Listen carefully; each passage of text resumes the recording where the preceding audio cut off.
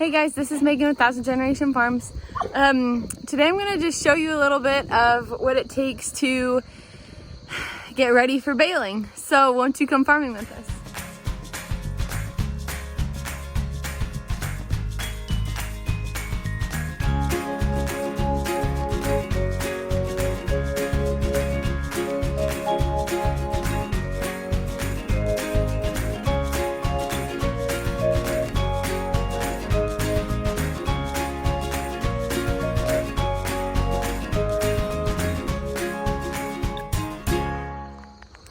So Joseph is home and he's actually going to hook the John Deere 3010 up to the rake we have. I'm not sure what brand it is.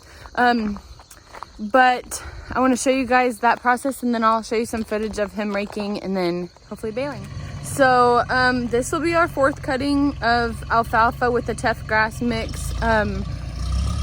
It was pretty good. It had pretty good growth, which is, you know, somewhat surprising for fourth cutting, but it's supposed to rain late afternoon today, so Joseph decided he's going to rake it this morning because it's right, and then hopefully try and bale it soon after to get it all done before the rain.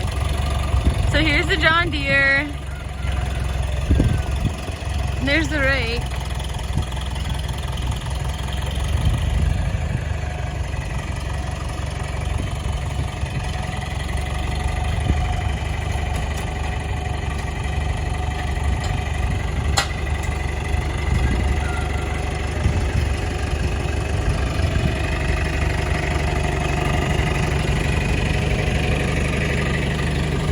So Joseph, is this a John Deere rake? Yeah, okay.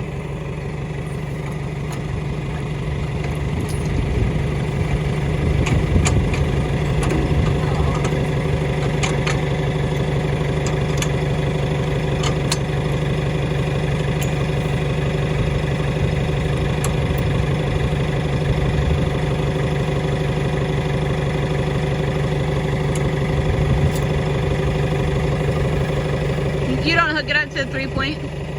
Okay. So it's a John Deere 640, I suppose, rake.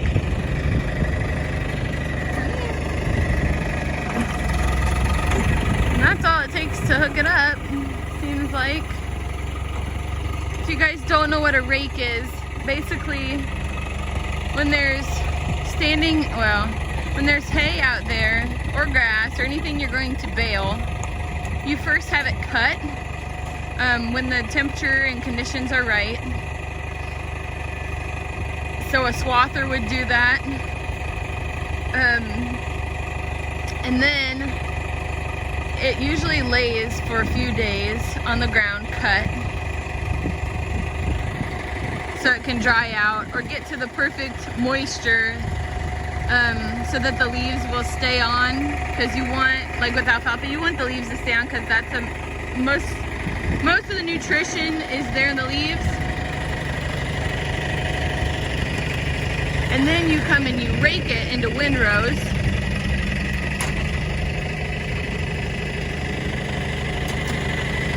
And then you can either let it lay or you can bale it, just depending on the condition of the hay, the moisture, the humidity, all of this. There's a lot of stuff that goes into it actually that I never knew. So now Joseph's just checking to make sure that he doesn't need to grease stuff, I believe. It's always good to check that. It's good to check your tires. Okay, so I was wrong. He just greases it every time. So right now, I'm going to watch this thing turn so the zerk comes, until the zerk comes around. Then I'm going to tell Joseph so he can come and grease it.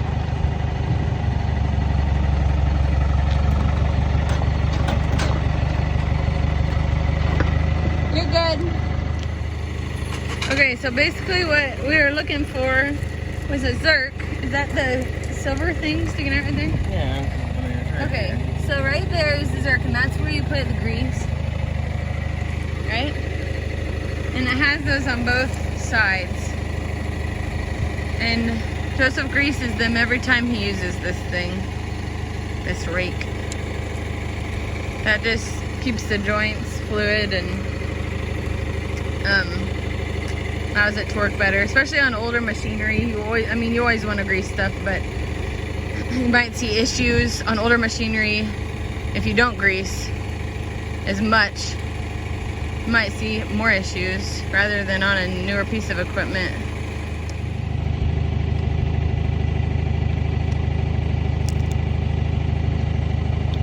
You just go till you see it come out. Yeah. Okay, so Joseph is greasing right now. He said either you can see it come out or you can hear it. Little. It's kind of like a crackle. Yeah, as it comes out.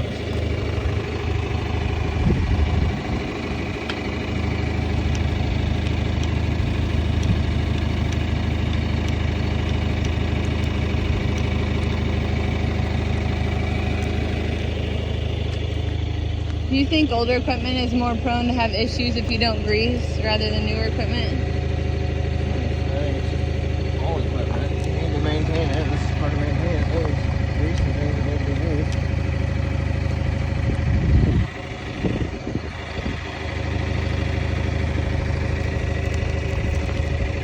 Any equipment, What? anything, if you run it dry or don't take care of it like you're supposed to, Yeah. it'll wear out faster.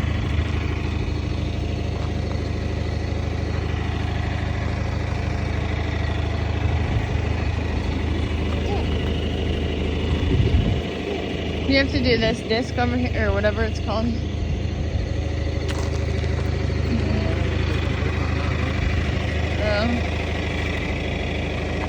Unless they're supposed to be, it fell off or something.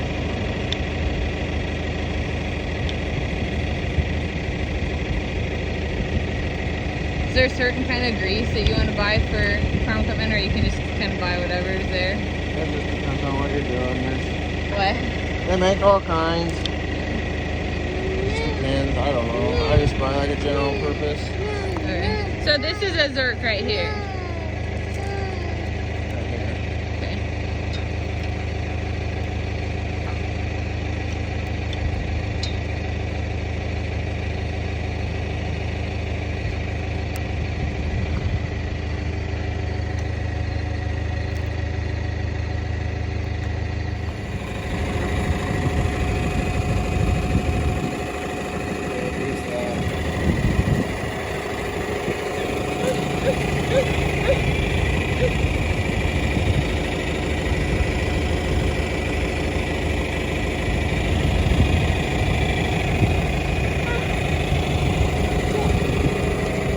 So basically he's got to grease one more thing, and then we're going to hook this back up, and then we're going to go.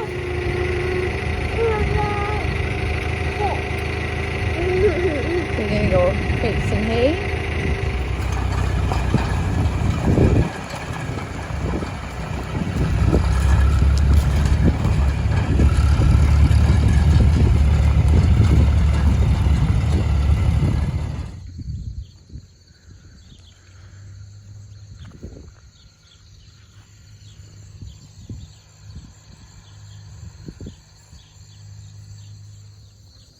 So I gotta apologize to you guys. When I'm doing these videos, you know, it's like a learning curve for me as well.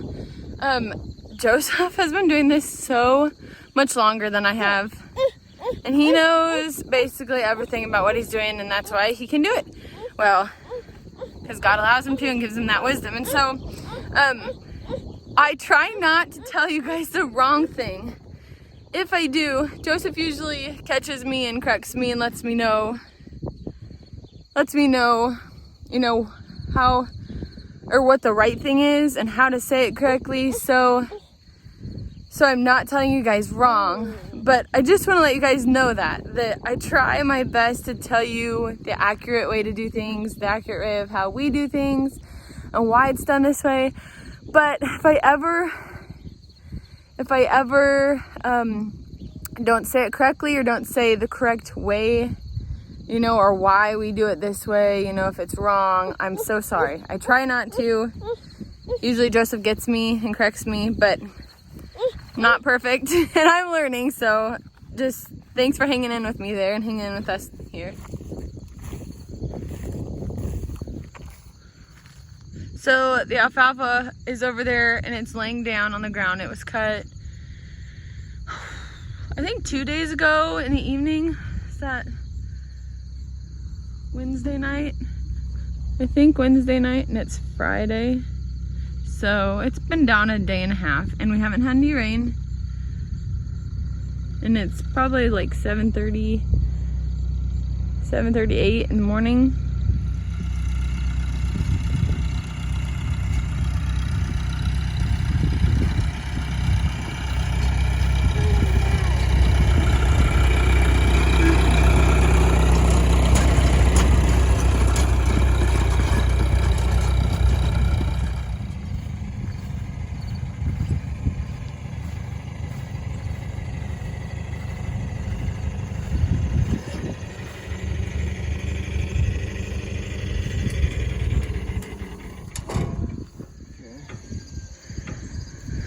Checked it last night. It's really dry and crispy. Which is what you want. You don't want to build up a bunch of moisture, which make it mold, or if you do it real wet, it could actually make your bales burn. So that's like really wet though. But I don't know. Right now it's still dewy. We're gonna wait a little bit yet.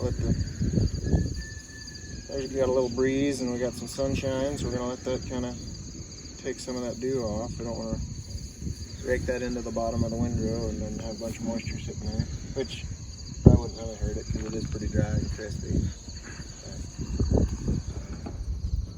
This is what drives the rake. These are back tires. Okay. That's why that shaft is there. Okay. So the rake is ground driven, meaning that the tires, as they go around, they drive the rake, and it spins this PTO shaft and makes the rake go. Okay. And it goes in a circular motion? It goes like this. Okay. Picks it up and pushes it over, pushes everything over to the left side. And it puts it in windrows. Windrows, yeah. Windmills, windrows.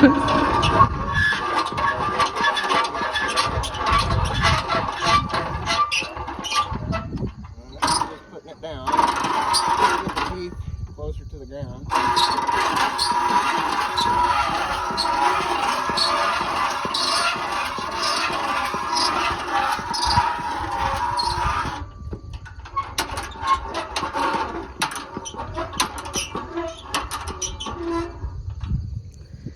So I have a question.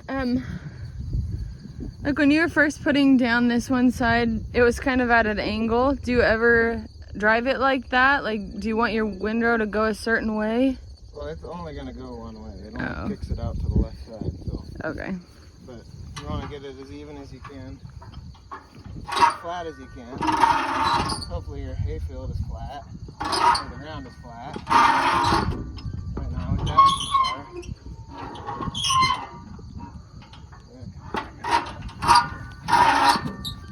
You don't want your teeth to touch the ground, so that's really fertile. Okay. See, like that. That's bad.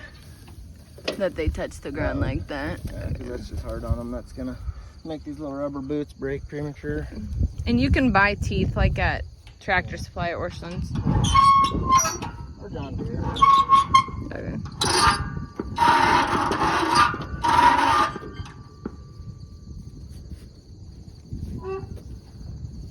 So do they still make rakes like this one, or are they a lot more advanced? I think you can still get a rake like this. Well, I think New Holland sells some like this. I don't know what John Deere does. Okay. But usually everybody uses a V-rake. V-rake. It just has these wheels. It has two wings and they pull hay to the center of the rake, so you don't have to go up, turn around, and come back.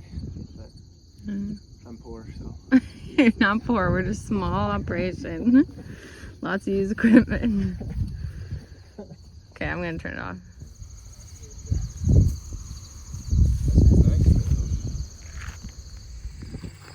All right, guys, so we're out here and Joseph is still raking down there. He's probably halfway, a little over half done. I'm gonna show you these windrows though that we were talking about. So like this is still the alfalfa laying on the ground. Bless you. Here are the windrows. So basically what he's doing here is picking the hay up off the ground and throwing it into a pile so that when the baler comes along, when he gets the baler out, it's really easy just to bale. Here it looks like he missed a little bit, but he might have to come back too, I don't know.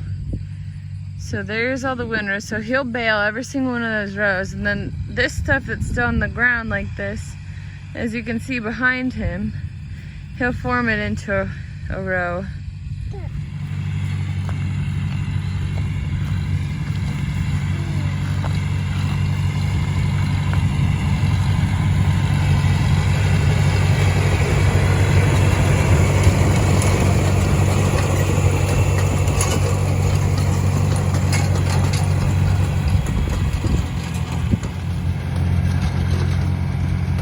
So basically what he did was he came down this side and he told us that his rake throws it to the right side.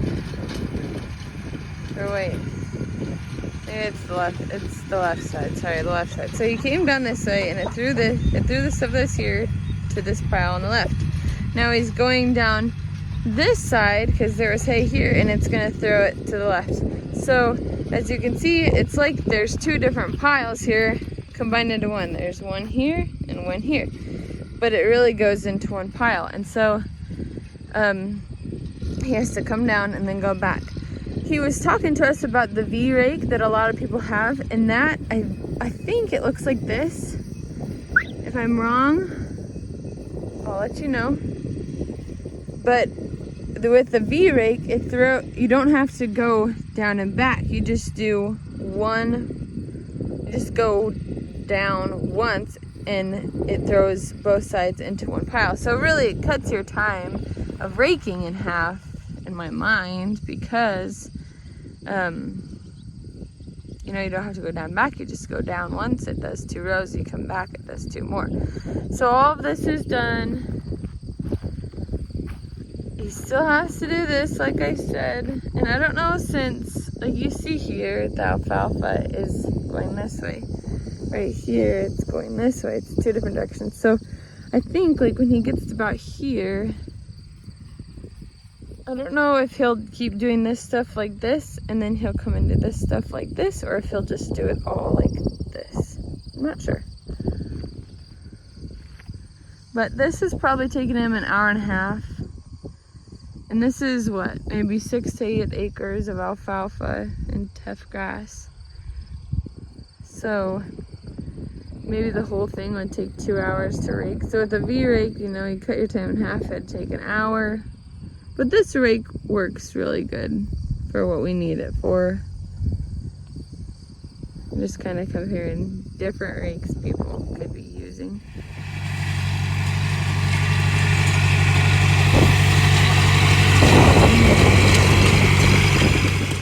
Alright guys, well that's all for today. Thanks for joining us again on 1000 Generation Farms, and we will see you next time.